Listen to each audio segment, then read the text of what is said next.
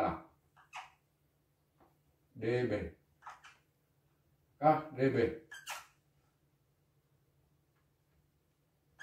dB. Voilà. Donc le câblage à réaliser, c'est ça en fait. Il faut relier ces deux points de marquage. Relier ces deux points-là. Et la tension sortie, se trouve entre le primaire et le secondaire. D'accord? La tension sortie V 480 volts ne se trouve pas aux bornes du secondaire seulement, mais se trouve entre le primaire et le secondaire. Tu vois bien? D'accord? Maintenant, on va déterminer autre chose. Je vais effacer l'autre côté. On vient de déterminer la tension là. Le câblage permettant d'alimenter la charge R. D'accord? Sous 480 volts efficaces. Ça, on répond à la première question là.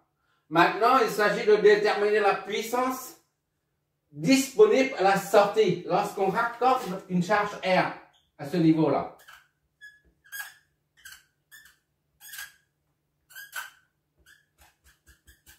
D'accord? R. J'ai mis la flèche pour dire la résistance réglable. Il faut régler la résistance à quelle valeur pour qu'elle absorbe le max. Si le maximum de puissance sans griller, sans surchauffer le transformateur. C'est-à-dire, il faut déterminer la puissance disponible à la sortie de l'autotransformateur. D'accord? Et pour ça, quand on parle de la puissance maximale, il s'agit de la puissance apparente. D'accord? C'est pas la puissance réactive. D'accord? C'est la puissance apparente, c'est VF, IF. D'accord? Donc, il faut trouver la tension de sortie là, efficace, VA efficace et IA efficace, c'est-à-dire I qui part ici là, qui vient ici là, qui alimente R, c'est-à-dire ICD efficace ou I2 efficace. D'accord? Il faut trouver ces deux-là pour connaître la puissance admissible à la sortie. Là, c'est S1. La puissance apparente de ce côté, c'est S1. Ici. S2 se trouve là. D'accord? Maintenant, il suffit de trouver S1 et S2. S1, VF, V1 efficace et 1 efficace. D'accord?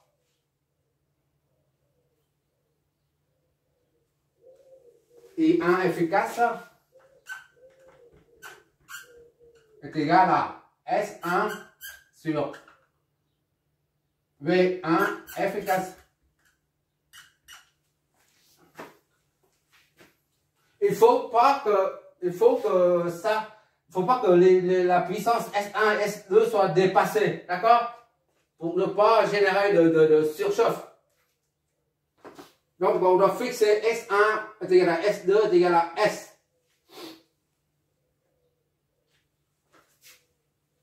Ça est égal à S1. S1 c'est 15 000 divisé par V1 efficace, c'est 600. D'accord? S2 est égal à V2 efficace fois I2 efficace. I2 efficace est égal à S2 sur V2 efficace.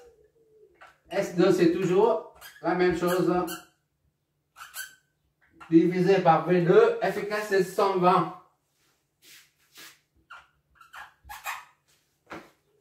On va voir ce que ça donne. Calculatrice. Voilà, tu vérifies. Voilà. Les deux côtés. I1 c'est 25, d'accord? Ampère. Et I2 c'est 125 ampères efficace.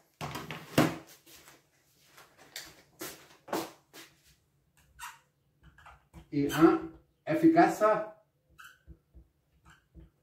25 ampères. I2 efficace est égal à 125 ampères. D'accord?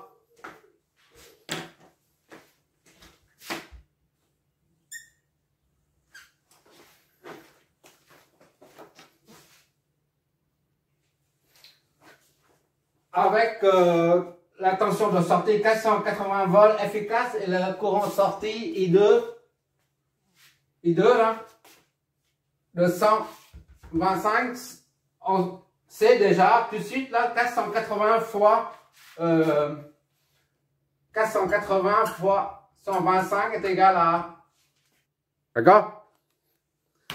Donc on sait que c'est la puissance accessible à la sortie, c'est 500 kVA. D'accord?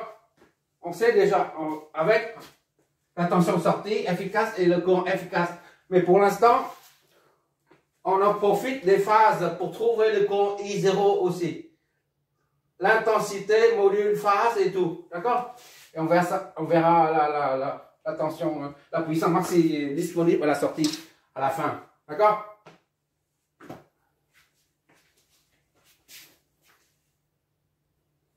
En tenant compte de la règle à appliquer pour un transformateur tout à l'heure, on a fait un rappel. Donc maintenant, on va utiliser cette règle-là qui est I1 sur I2 est égal à moins N lorsque les deux courants entrent dans le point de marquage. D'accord? I1 entre dans le point de marquage. I2 aussi.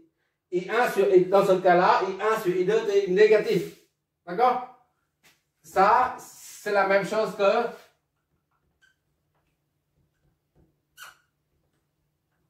I1 sur I2. D'accord? Négatif. Que ce soit en efficace ou en module de phase, moins N ne change pas. D'accord? Avec I1 est égal à IAB. I1 est égal à IAB. C'est-à-dire quoi? IAB, c'est-à-dire le courant qui part de A et vers B. D'accord? Et I2, c'est ICD. ICD est égal à moins N. D'accord? Ou alors, soit IAB, parce qu'on veut connaître aussi l'intensité, non seulement l'intensité, mais la phase aussi. Il n'y a pas que la valeur efficace. La valeur efficace permet les valeurs efficaces permettent de déterminer seulement la puissance disponible à la sortie. Mais ne nous renseigne pas sur le sens de circulation des courants. Surtout, on fait la somme. I0 est égal à I0 est égal à I1 plus I2. On doit vérifier ça. D'accord? C'est la raison pour laquelle on utilise les nombres complexes phaseurs afin de réduire la phase. Donc, IAB est égal à moins N ICD. Jusque-là, c'est bon? Bon. Maintenant, là, on ne connaît pas on ne peut pas visualiser la forme de la tension. Pour l'instant, on sait seulement que c'est sinusoïdal. D'accord? C'est une tension sinusoïdale. Mais on imagine, par la bonne pensée, ici, là,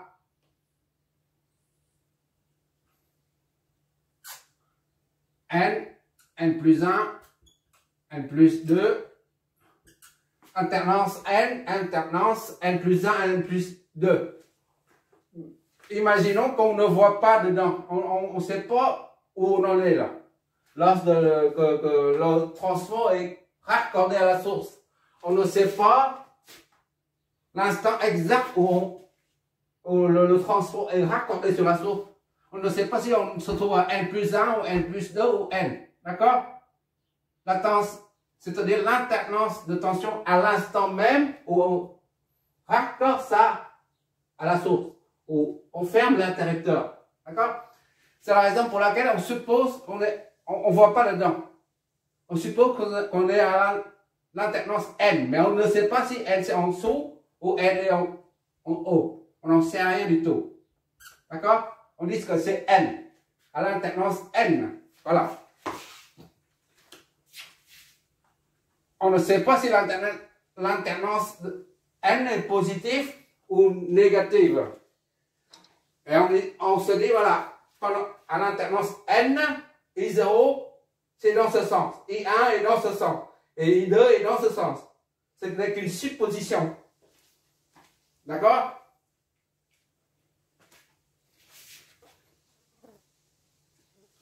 Donc, à l'internance n, on suppose à l'internance n, on ne sait pas si c'est positif ou négatif l'alternance. Mais on suppose qu'à l'alternance n, le courant I0 va dans ce sens. I1 va dans ce sens. Idem que I2.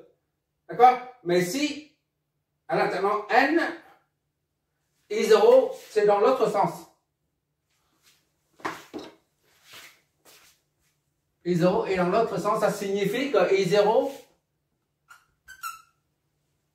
est égal à moins 180 plus ou moins 180 degrés. D'accord? Si I0 va dans ce sens-là, à l'alternance n, alors I0 sera comme ça là. Si à l'alternance L, I0 s'oriente dans ce sens, ça signifie qu'il n'y a pas de déphasage là. 0. Là, ce qu'on a supposé là, ce qu'on suppose là. Et si éventuellement on trouve à l'alternance S, I0 s'oriente vers là, c'est-à-dire il y a un déphasage de plus ou moins 180 degrés. D'accord?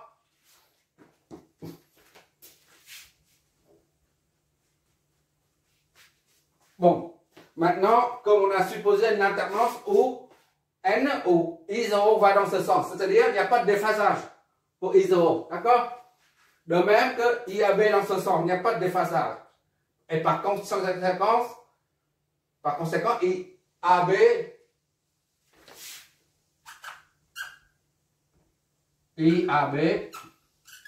est égal à IAB là, 0, d'accord? De même, ICD,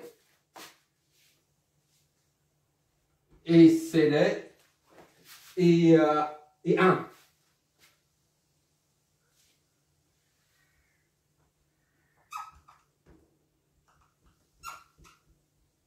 D'accord? I1, IAB. I2, ICD. I2, ICD.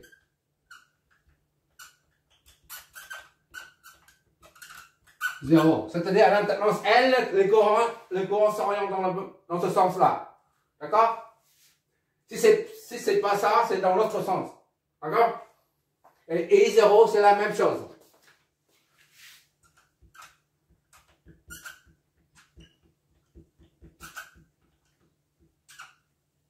Zéro. Voilà. On va tout trouver, y compris les déphasages.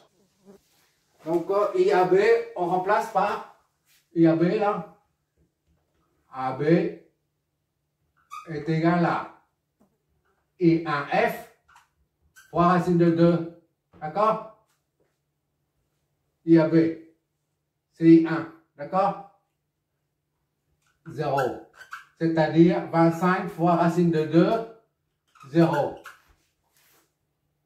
Voilà. IAB